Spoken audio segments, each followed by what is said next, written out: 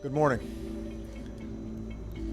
Every day, all across the world, American diplomats and civilians work tirelessly to advance the interests and values of our nation. Often, they are away from their families. Sometimes they brave great danger. Yesterday, 4 of these extraordinary Americans were killed in an attack on our diplomatic post in Benghazi. Among those killed was our ambassador, Chris Stevens, as well as Foreign Service Officer Sean Smith. We are still notifying the families of the others who were killed. And today, the American people stand united in holding the families of the 4 Americans in our thoughts and in our prayers.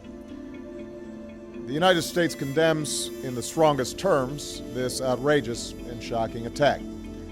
We're working with the government of Libya to secure our diplomats.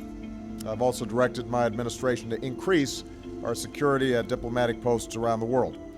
And make no mistake, we will work with the Libyan government to bring to justice the killers who attacked our people. The Philadelphia Church of God presents the Trumpet Daily.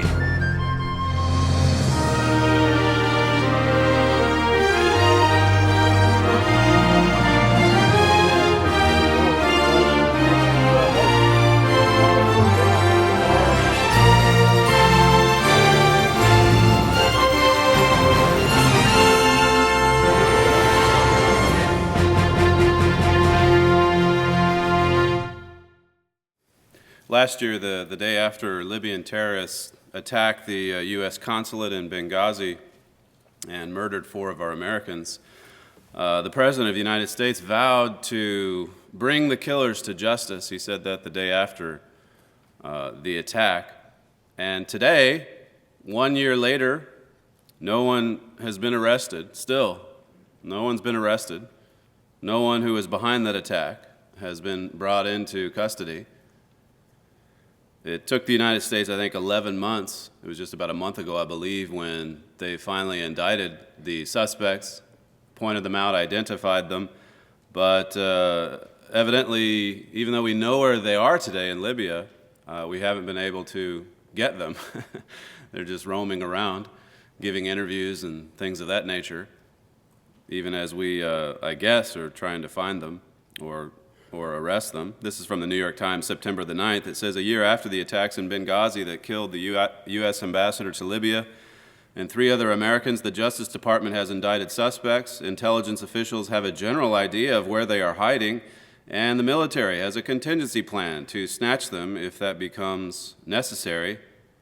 But the fledgling Libyan government, which has little to no control over significant parts of the country, like Benghazi and eastern Libya, has rebuffed the Obama administration's efforts to arrest the suspects. Even the weak government that controls very little of Libya has rebuffed the United States of America.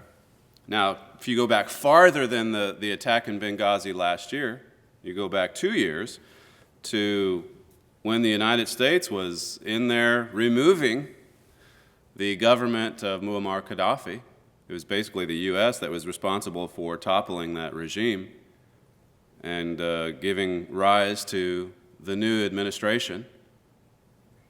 We came, we saw, he died. That was the joke the Secretary of the State said to one of the reporters. Yes, we came, we saw, he died.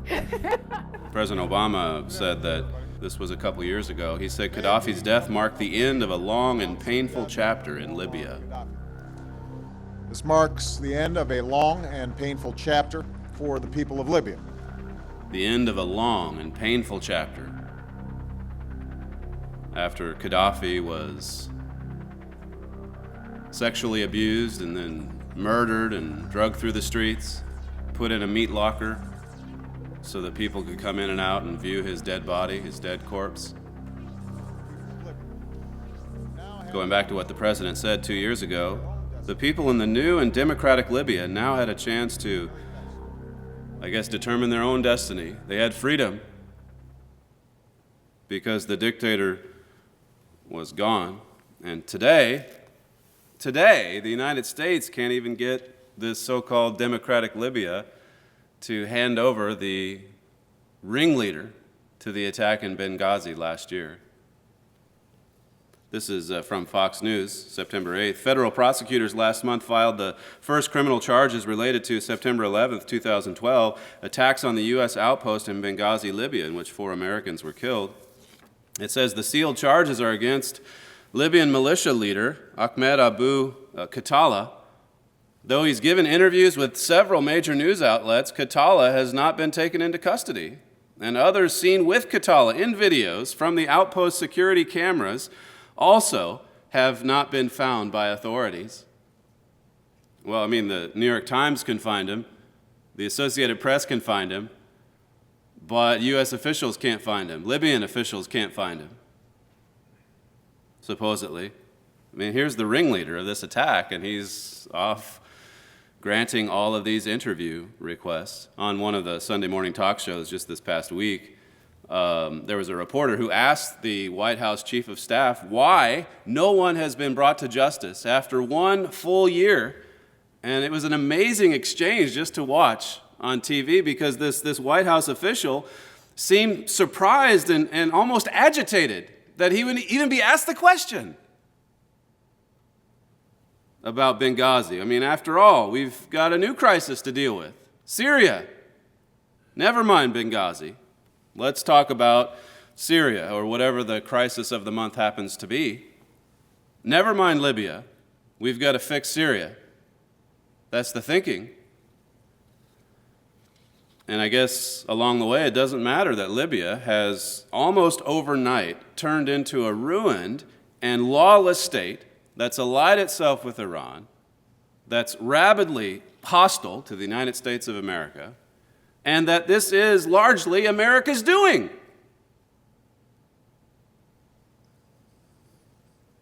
This is from The Independent, September the 10th, a British newspaper.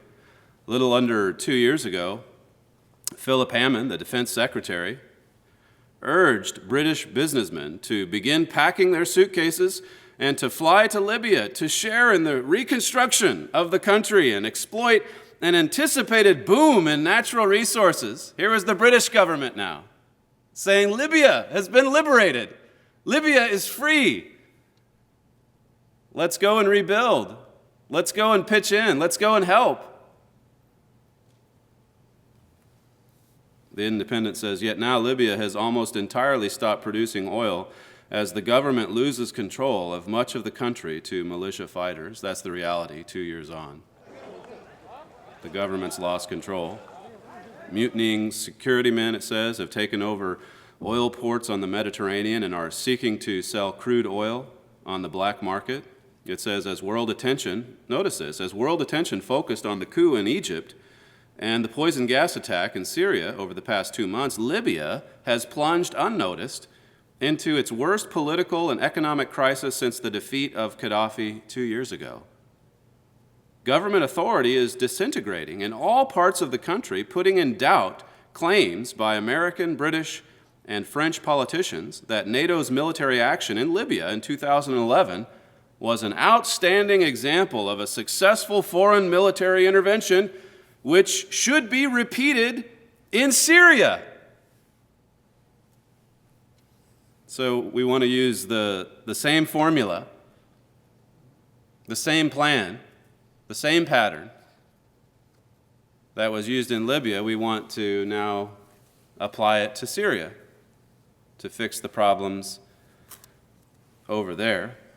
Now, I should say here in passing that if the same exact plan was put in place in Syria, there would be a different outcome there, and we know this because of what the Bible says about that particular nation. Syria, as we know, is prophesied to break away from Iran, so it's going to be fascinating to watch how that happens in the months ahead. Libya, on the other hand, was prophesied to swing into the Iranian camp.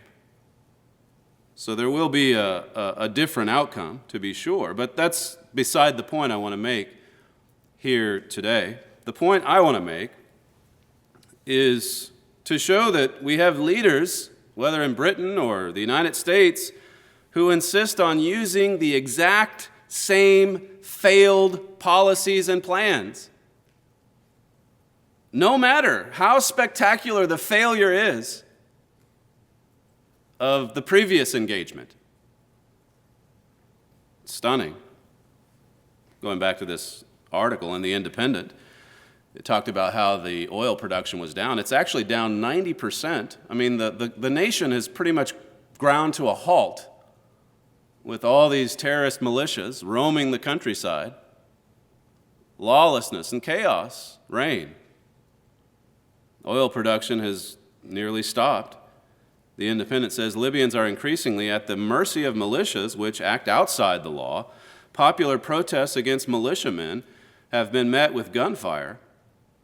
31 demonstrators were shot dead and many others wounded as they protested outside the barracks of the Libyan Shield Brigade in the eastern capital, Benghazi, in June. This was just a few months ago. People are still being slaughtered there in Benghazi. This time, the ones who are free in Libya. They're protesting. These militias, these gangs, these killers. Free Libya is protesting and getting gunned down for it, 31 of them slaughtered. That's the Libya of today. That's Benghazi today in 2013. 1 year later, we were, of course, introduced to that ugliness a year ago, we in America, with that attack on our consulate and the CIA annex. The Independent writes, though the NATO intervention against Gaddafi was justified as a humanitarian response to the threat that Gaddafi's tanks would slaughter dissidents in Benghazi, it was all the threat that he was going to slaughter people. We've got to get him out of there. We've got to remove the dictator. And so Western nations, led by the United States, took action and started bombing that country like crazy. Notice this. It says the international community has ignored the escalating violence. The foreign media, which once filled the hotels of Benghazi and Tripoli, have likewise paid little attention to the near collapse of the central government. The foreign media. But they used to fill the hotels there in Benghazi and in Tripoli, cheering for Gaddafi's fall, cheering the Western powers, cheering them on, hoping that the dictator would fall. He did. The foreign correspondents then left, and I suppose they're now looking for rooms in Damascus hotels, hoping and praying for the United States to, I guess, take out another dictator, using the same formula, the same plan. The Independent says foreigners have mostly fled Benghazi since the American ambassador, Chris Stevens, was murdered in the U.S. consulate by jihadi militiamen last September. Violence has worsened since then, with Libya's military prosecutor, Colonel Youssef Ali al-Asifar, in charge of investigating assassinations of politicians, soldiers, and journalists, himself assassinated by a bomb in his car on August 29th. That's the lead man in charge of investigating assassinations in Libya, who was recently assassinated. Let's look at Jeremiah chapter 6. You don't hear too much about any of these details now because, well, there's new things to talk about. The foreign journalists have left. There's violence in Egypt or in Syria, or there's domestic issues to focus on here at home. But, I mean, we've got to think about this. We're students here at God's college, here to learn and to see these events, not from man's perspective, but from God's perspective. But what does it say about the leadership in Western nations today that they can't even pause and reflect on the mistakes of the past, the recent past? We're talking 2 years. That we can't pause and reflect on those mistakes and learn lessons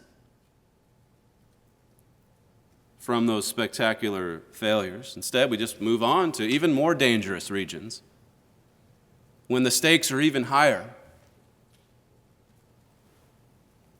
Senator John McCain visited Benghazi in April 2011, a little over 2 years ago, 2.5 years ago. He was urging the United States to act, to start bombing Gaddafi and his army. McCain visited the country. He said that the rebels were a legitimate voice among the Libyan people. They had legitimacy. He met them, he talked to them, he dined with them. He was impressed with them. He said, "I've met with these brave fighters, and they are not Al-Qaeda. To the contrary, they are Libyan patriots who want to liberate their nation. We should help them do it." And he's one of the lead proponents of taking action now in Syria. Oh, they're not terrorists. They're not Al-Qaeda. They're freedom fighters. They want democracy, and we should help them do it. Well, we did. We did, and now we can't even get the new and democratic Libya to arrest the ringleader behind the gang that murdered U.S. officials in Benghazi. 12 months, and still there's no answers, no arrests. Nobody at the State Department's been fired because they botched anything after the attack. We just move on, just wipe our hands clean of all that happened there and proceed to fix the problems elsewhere. So we think, Jeremiah 6:14, it says, they have healed also the hurt of the daughter of my people, slightly, saying, "Peace, peace," when there is no peace. That's Jeremiah 6 and verse 14. I mean, this is the message that we get from our leading ambassadors and diplomats and politicians today. They say, "Peace, peace," even as the disastrous results of their plans are right there in front of their faces. Their message today, as it did 2 years ago, as it did decades ago, it glosses over all these problems, all these evils. It moves on. The correspondents leave Benghazi and they leave Tripoli, and then you don't read about it. You don't hear anything about it. But they know, these ambassadors, they know what's happened there. They have sources, they have aides that keep them informed.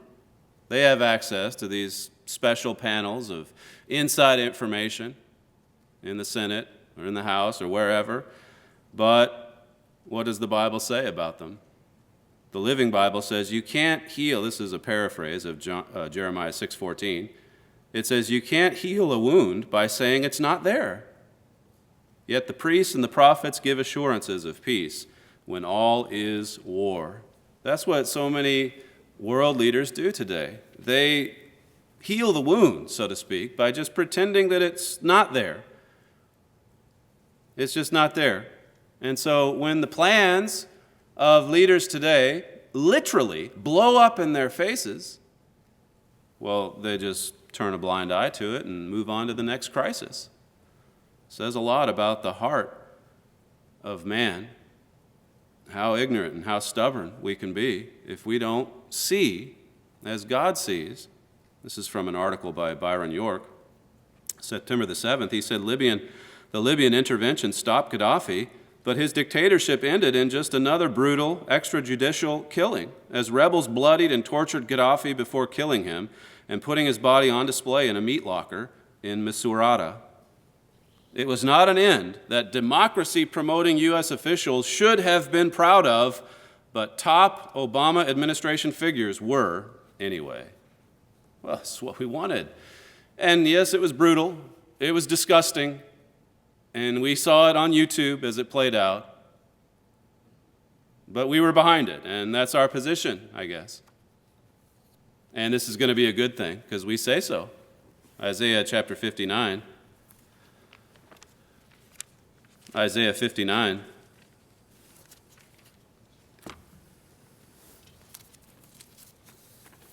You can begin to see why the Bible tells us that man can't solve his own problems. He's incapable of solving his problems, his evils that we see multiplying. You can see why the Bible tells us not to put our trust in man, as we'll see here in just a second. But let's look at Isaiah 59 here, in verse 8. It says, "The way of peace they know not, and there's no judgment in their goings. They have made them crooked paths. Whosoever goes therein shall not know peace." That's been our legacy, man's legacy, these past 6,000 years. We don't know the way to peace. Mr. Armstrong, Herbert Armstrong, wrote about that conference he attended back in 1945. I know many of you have heard this story before, but it was the first meeting there for the UN, the newly created United Nations. It had such a wonderful sound to it, such a hopeful name, United Nations. Today, I guess you hear more about the international community. It's a community. It's a neighborhood. We all live next door to each other, and we love each other, and we get along, don't we? Do we? Are the nations united? Here's what he noted about that conference. He attended it. He said, "I do not see peace being germinated here." Well, was he a pessimist? Was he a Jeremiah? Was he a doomsday prophet? Or was he telling the truth? He said about that conference in 1945, this is after World War II is coming to an end and there's hope. We've gotten rid of the tyrant. He's out of the way. And we can move on. And now the nations can unite. And Mr. Armstrong said, "I do not see peace being germinated here, but the seeds of the next war. The UN conference is producing nothing but strife and bickering and is destined from its inception to end in total failure." It's destined to end in total failure. And it has. It's just become a joke today. Isaiah 33, let's look back a few pages. How could Mr. Armstrong have known that so early? I mean, this is right when the organization's starting and you've got all this participation. I forget how many nations joined in, but it was dozens and dozens, all coming together to bring unity and peace to the world. And Mr. Armstrong noted the seeds of evil doing and strife and division, the seeds of war. He saw it in the hallways of those meetings.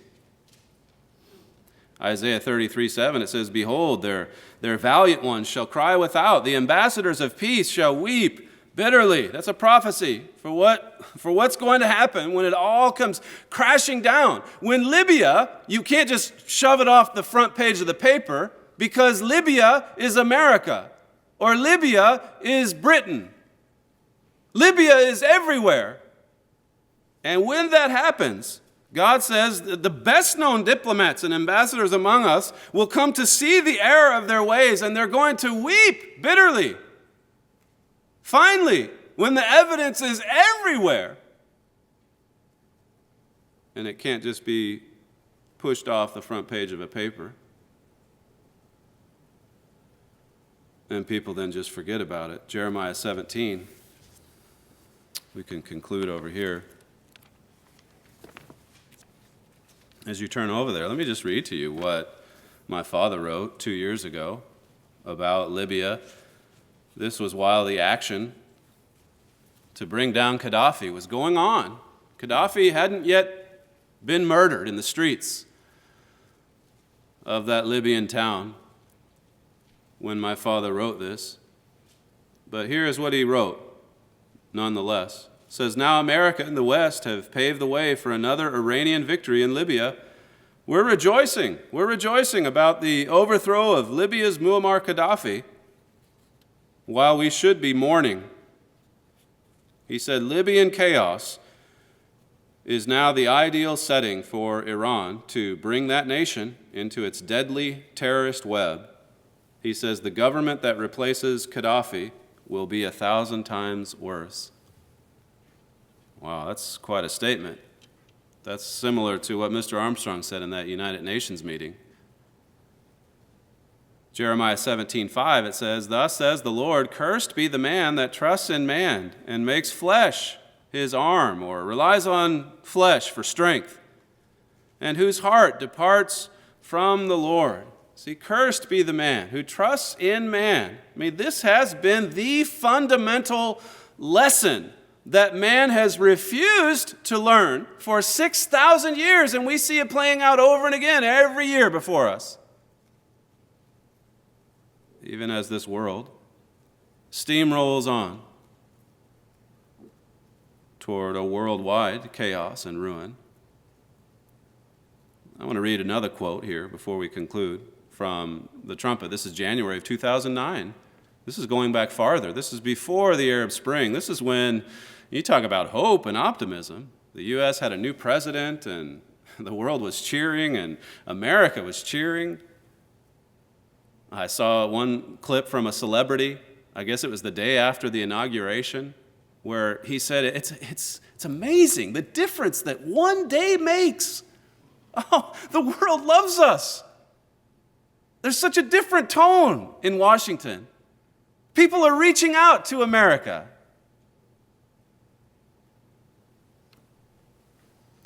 And this is what Mr. Hilliker, Joel Hilliker, wrote. He said, "Soon it will be this new government grappling with international security concerns that exceed the military's capabilities, being mistreated by foreign governments, trying desperately to keep the economy from tanking, sinking deeper into debt, and so on." He says, "It will be this government letting the people down." That's what you read at the Trumpet routinely. The truth, in other words. The truth. Verse 9, it says here, "The heart is deceitful above all things and desperately wicked. Who can know it?" I mean, that's the heart of man, meaning the mind of man. It's wicked, it says there in that verse, and that just means it's sick, dangerously so, sick and infirmed. And trusting in that kind of mind, trusting in that mindset, is what destroys churches and families, communities, nations. It's what divides the so-called United Nations. It's what brings Benghazi to the so-called international community. It's this mind, this nature, that's hostile to the laws of God. This is why man hasn't been able to solve the problems in Libya, Syria, wherever. It's why we see the evils and the problems multiplying, just as God prophesied. If we look to the heart of man, we are not going to find solutions. We will not find answers.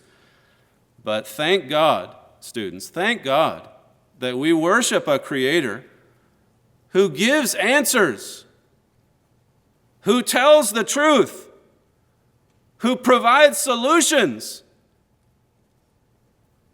to the many problems of this world. God will reveal the why, the how, even the when, for the most part, if we'll just look to Him as the divine source of all that is true and right.